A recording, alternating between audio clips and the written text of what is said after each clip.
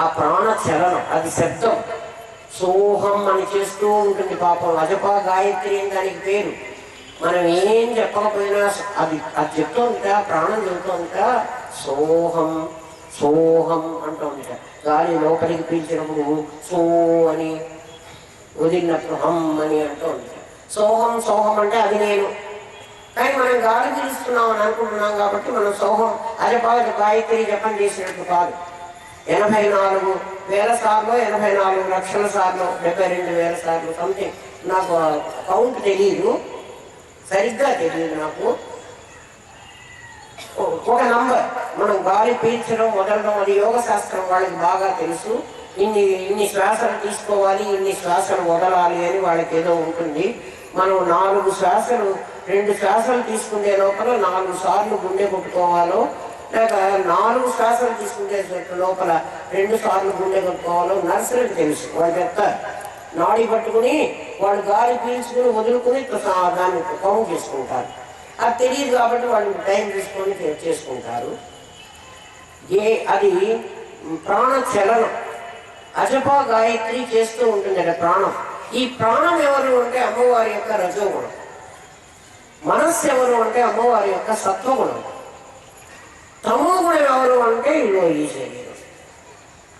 నామ రూప క్రియలు ఈ 3, మనస్సు, ప్రాణము, శరీరం సత్వ రజస్తమో గుణాత్మకమైంది. ఈ 3టిని మీరు తీసి పక్కకు పెడితే నేనెవరో మీకు తెలుస్తుంది. నేటి బోధ అది. నా ఇది కాదు. నా అంటే ఇది కాదు. ఏది కాదు? మనస్సు కాదు, ప్రాణం కాదు, శరీరం కాదు. శరీరం అంటే నా ఎముకలు, నా కండరాలు కదా, నా గుండె, నా ఊపిరితిత్తులు సమస్తం. ఇక నా శరీరం అంటే ఇవన్నీ. ఆలోచించి ఇవన్నీ తీసి పక్కకు పెడితే ఏ నేనైతే ఉన్నానో ఆ నేను పరబ్రహ్మనే. నేతి బోధ ద్వారా మీరు పరమాత్మను పట్టుకోండి అంటే ఇవి చెక్కు తీసేసి పండు తినండి అని చెప్పడం లేనగా. తెలిసిన వాడు చెక్కు తీసేసి పండు తింటాడు, తెలియని వాడు చెక్కుతో సహా తింటాడు. మనం ఇప్పుడు చెక్కుతో సహా తింటున్నాం. మనం తెలిసిన వాళ్ళు అంటున్నాము, తెలియని వాళ్ళు అంటున్నాము. 2 ఏళ్ల పిల్లవాడికి అట్టు పండిస్తే నోట్లో పెట్టేసుకుంటాడు. దానిమ్మ పండిస్తే కూడా నోట్లో పెట్టుకుంటాడు. అది చెక్కు చేదుగా ఉంటుంది, విసిరవతల వాడేస్తాడు. మనం చేదు చెక్కును కూడా సంతోషంగా తింటున్నాం. అంతే కదా. మరి సంసారం ఎవరికి చేదుగా అనిపించగా, అందరికీ తీయగా ఉంది.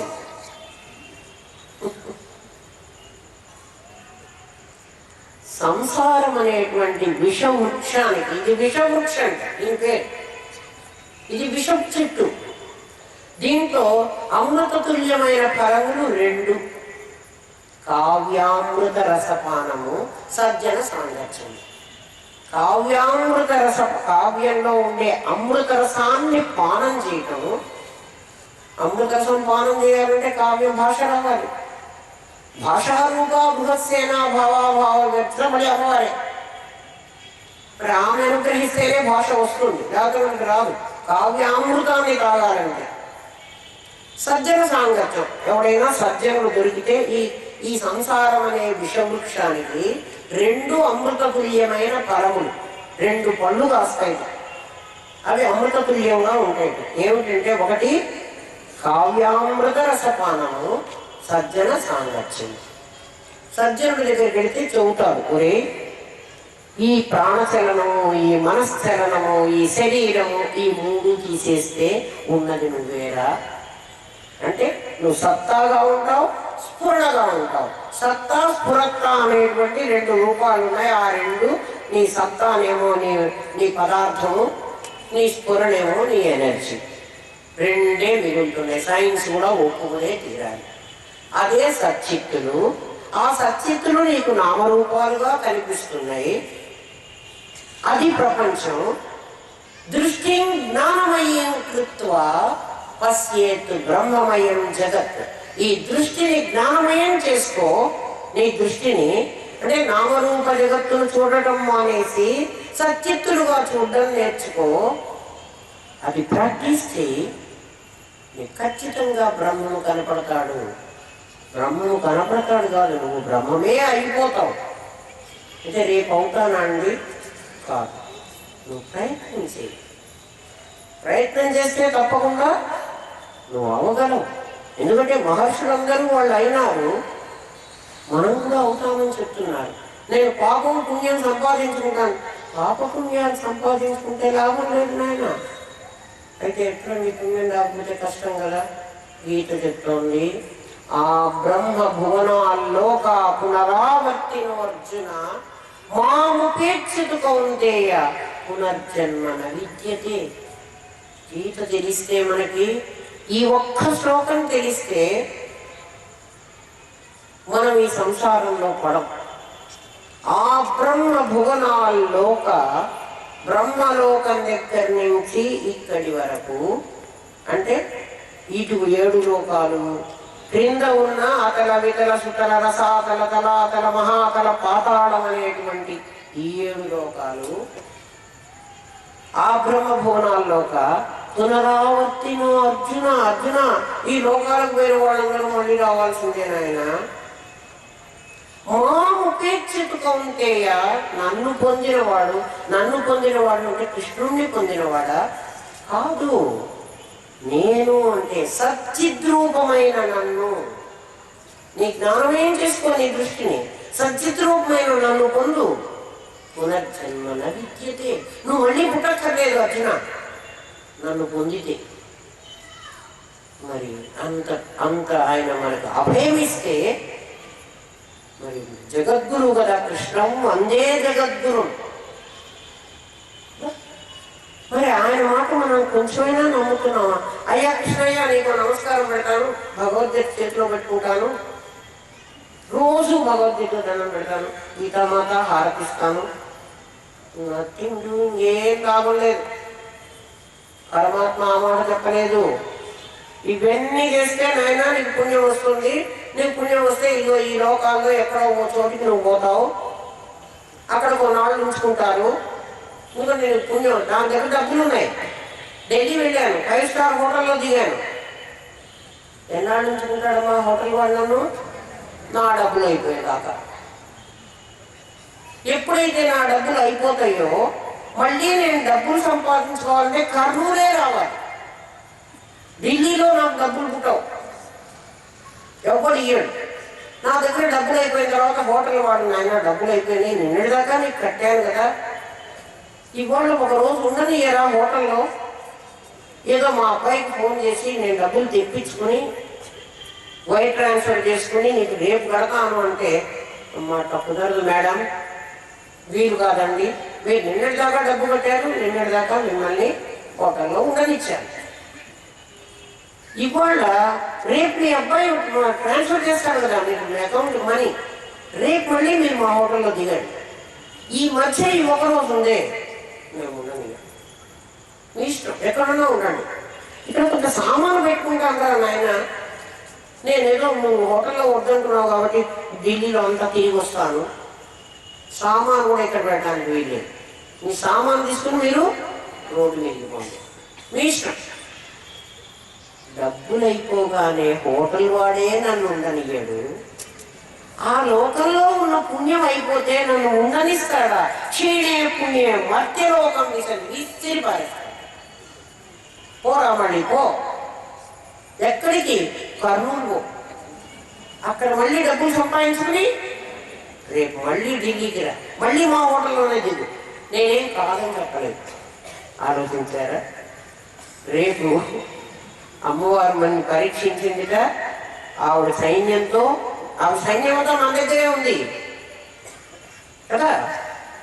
నిత్యా పరాక్రమాటోప నిరీక్షణ సంస్థ, ఒక్క నామం మర్చిపోయినాను నేను.